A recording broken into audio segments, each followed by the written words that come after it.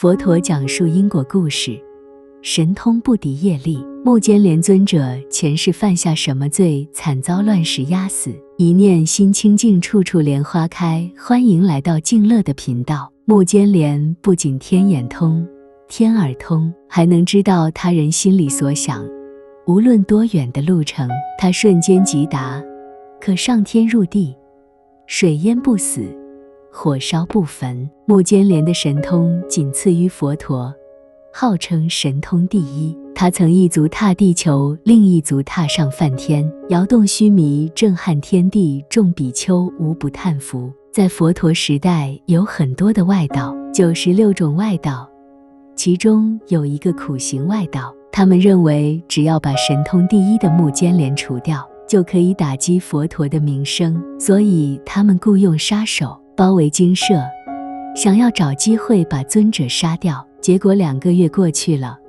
目犍连尊者都用神通把劫难都解掉，杀手都没有办法伤害他。有一天，目犍连入定观察之后，发现他还有一个过去的业还没有偿还。他心里想，不能再用神通了，所以他决定还这个债。这些杀手最后用乱石把目犍连尊者压死。这消息一传到精舍里面来，比丘们都不能接受，大家认为尊者是大力护持佛法的人，怎么会惨死呢？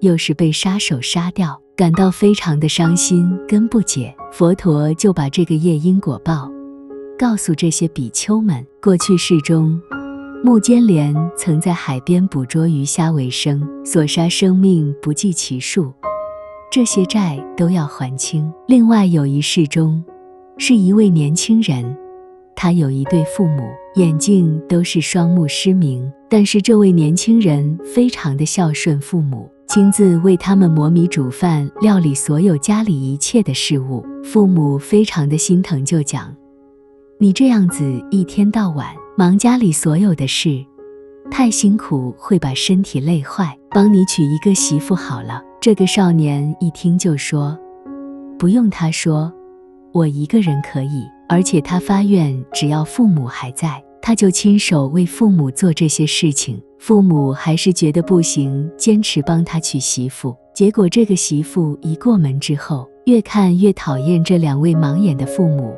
生不起欢喜心来，每天一起住，非常不开心。有一天，媳妇就把米饭粒残渣弄得整个地板、桌上到处都是。等先生回来一看，就问媳妇说，哎，怎么会这样？他说，就是这2位双目失明的老夫妇做的，他们每天什么事都不干，只会做这些事情，他们故意的让我每天忙不完。他儿子当然不相信，可是1天2天3天4天，每天都这样讲。一次次的妻子跟目犍连告状，讲他父母的坏话，于是受蛊惑的目犍连心生恶念，想杀死父母。他将父母带到森林里，然后自己假装强盗，一边喊盗贼来了，盗贼来了，一边拿棍子打他父母。父母首先担心的是儿子的安全，看不到谁在打他们，他们高喊，